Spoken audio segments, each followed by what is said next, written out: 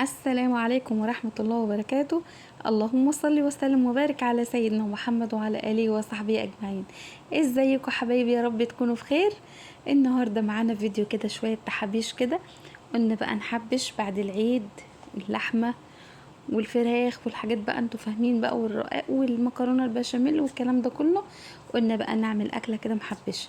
جبت كده راس توم محترمة، دقيتها في الهون بشوية ملح وحطيت شوية زيت كده، وشوحت التوم محمرتهوش قوي يعني.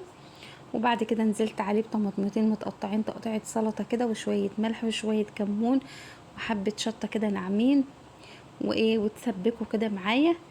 انا بقى بدمس الفول في البيت، عامله لكم فيديوهات على القناه فيها تدميس الفول.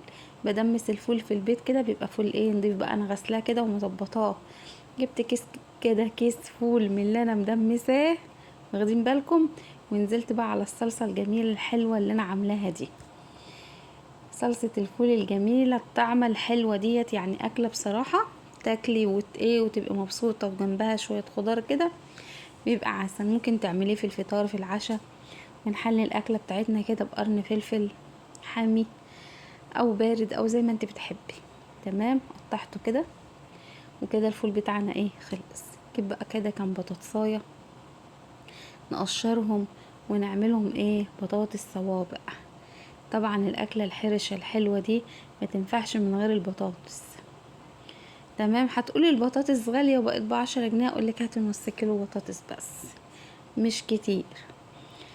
الزيت غالي، هنقوله بس نص كيلو بطاطس وشوية زيت كده وهيتحمروا ويبقوا زي العسل. تمام، قشرت كده البطاطس بتاعتي بالقشارة عشان ما تطلعش قشر كتير يعني. يا بناتي حلوين يا طعمين انتوا.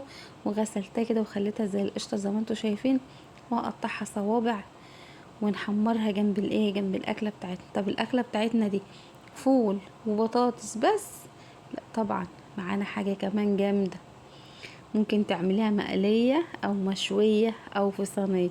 ده فزورة دي؟ لا طبعا مش فزورة، دي حزورة. زي ما انتوا شايفين كده، قطعنا البطاطس بتاعتنا بطاطس صوابع كده، لا رقيقة قوي ولا تخينة. تمام، يا رب ما يكونش ضيفة تقيلة عليكم. يا ريت كده اللي يعلق بالصلاة على المصطفى الحبيب صلى الله عليه وسلم.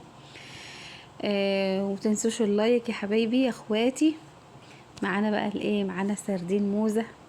مسكته كده نضفته، شلت الراس بتاعته بالبطن يعني ما خليتش لا راس ولا بطن.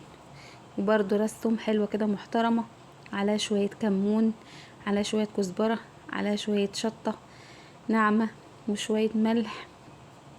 ولو عندك حبه كركم ماشي، وليمونه كده تعصريها، وعليهم حبه زيت. فين الزيت؟ هتشوفوا الزيت دلوقتي. وهنقلب كل ده. قد ده؟ نص كيلو سردين. نكمل بوم الاكله الحرشه بتاعتنا الجميله دي، ورشه زيت كده بسيطه، وهنقلبه. وهنيجي جايبينه بقى راكنينه على جنب كده. انا بفتح لكم بطن بقول لكم يعني ان انا منضفاه. هجيب كده صينيه المونيا، تيفال، بايركس، اي حاجه، اي صينيه موجوده عندك. هنقطع كده بصله طرنشات زي ما انتوا شايفين كده، وهنفصصها من بعضيها ونخلي حلقان كده. دي الارضيه بتاعت صينيه السردين. يا سلام على صينيه السردين دي كده برغيف بلدي، يا جمالها يا حلاوتها. وكمان معانا الفلفل، وفلفل حامي وفلفل بارد. واللي مش حابه تحط فلفل حامي عشان ولادها ما تحطش. تمام، وطماطمايه. الله على الخلطه بتاعه الخضار الجميله دي، تخلي السردين بتاعتنا مش بتاعتنا بتاعنا ريحته مفحفحه كده وجميل جدا.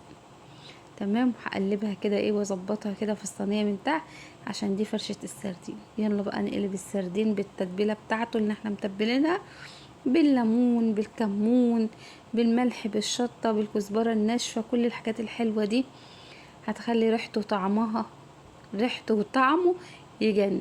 هندخلها الفرن من تحت يعني حوالي 10 دقايق، وبعد كده نطلعها على الشبكة تاخد لون. السردين ما بياخدش اكتر من ربع ساعة او تلت ساعة في الفرن. معنا الفول والبطاطس والسردين والمخلل وطبق سلطة، وجنبهم شوية جرجير ومعاهم حبة عصير. وكان عندنا شوية محشي بايتين، محشي كرنب. والاكلة بتاعتنا كانت النهاردة، وده الغدا بتاعنا. واشوفكم فيديوهات كتير ان شاء الله.